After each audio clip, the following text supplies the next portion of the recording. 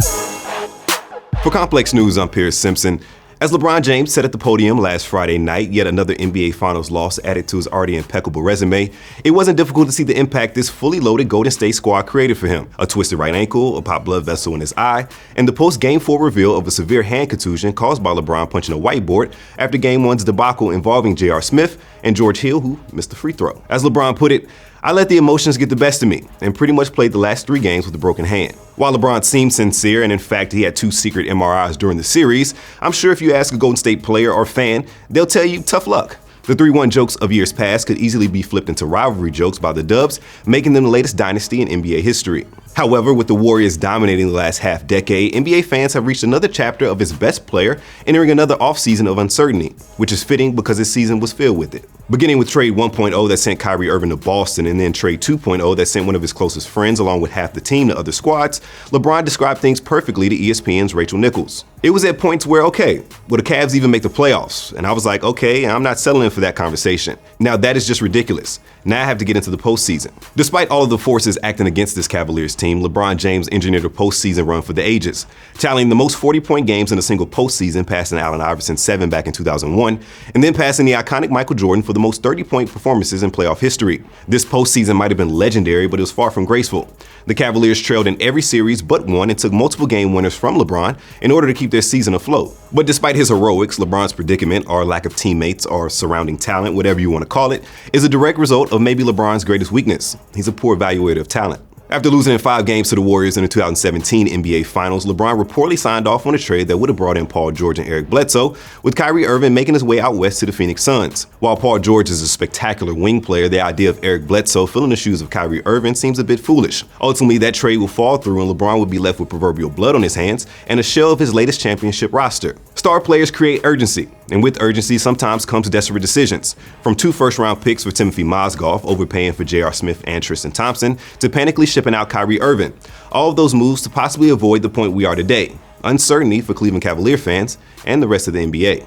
With the draft only days away and free agency kicking off on July 1st, the world will wait in anticipation to see what LeBron James will do. For starters, he's been linked to the Los Angeles Lakers for well over a year now. In fact, Vegas odds have the Lakers' chances of signing LeBron James at 2-1. But outside of NBA insiders and Vegas odds, what makes this realistic? Well, LeBron's growing media empire and his aspirations of becoming the first billionaire athlete becomes a viable option by planting his roots in Los Angeles. Man, look, my thoughts on LeBron, he an awesome player all the way around. I will never hate on him, but he's just a crybaby, bro. And we don't want him in LA. LA isn't a good enough squad, man. And then it's the West. So you got to play Golden State and Houston. Golden State still got it on lock. No, he won't be better than Golden State, no. I'm sorry, but he's a great guy. If he wants to come to LA, I'm all with it. People don't feel that way, man. You know what I'm saying? Like, I like LeBron. After this year, man, if you can get there with bums we got rid of, I'm all in. I want him to go to Philly. I have a funny suspicion he's going to end up in Boston. Either Lakers or Philadelphia. I think if he go to Houston, they got a better chance at getting the ring. But I want to see him in Boston, though. I'd rather see him in Boston with a young squad and Kyrie back on his side, you feel me? Philadelphia came so close in the playoffs, and then I think with LeBron's help, they can go all the way. You a hater if you don't want the best player in the NBA on your squad. You a hater. And if he come to LA, we're going to chase him out of here. We don't want him at the Staples Center. I think him and Lonzo Ball could tear it up. I'm tired of watching Golden State and KD nappy head ass. I'm tired of it, brother. I'm done. I'm done. You can't be rich and not brush your hair. LeBron, you got class. It's all good. It's all good. We got the best Bosley technique. We got it all. Don't worry, LeBron. Hey, bro, come out here, bro. We want you. 2 of LeBron's 4 horsemen have been seen with Magic Johnson on various occasions. Those people being his agent Rich Paul and business partner Maverick Carter. LeBron himself owns 2 Brentwood homes with a combined total being over $40 million. One of his close friends, Dwayne Wade, recently mentioned that lifestyle would be a major influence in LeBron's free agency decision.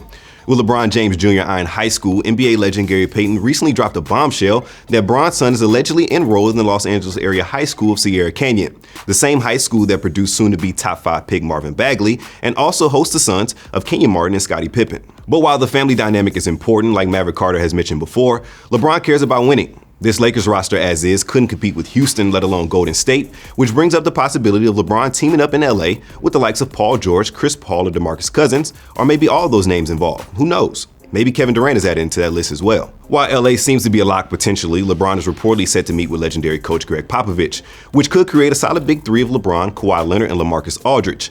But you know, the Spurs have to fix that Kawhi relationship first. Then there's Philadelphia.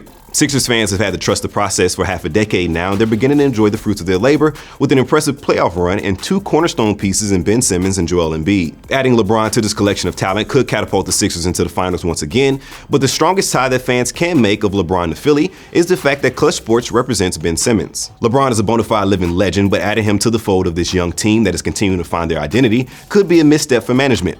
That is, if you ignore the whole fake but real tweets from our GM story that just dropped recently. Finally, there's this option, and potentially the most realistic, and that's LeBron signing another 1+1 option and staying in Cleveland one more year.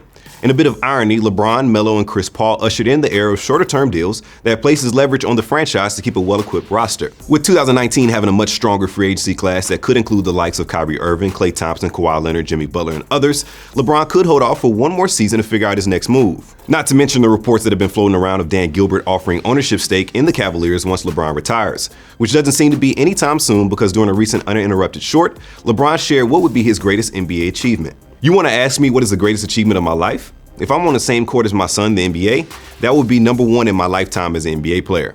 I thought about it because my son is about to be 14, and he might be able to get in there a little earlier. With the window set of LeBron potentially playing 5 to 6 more seasons and considering his play in year 15, there's nothing in the foreseeable future that can stop LeBron's personal dominance. However, team success seems to be more fleeting for King James as we currently stand. So here's the question.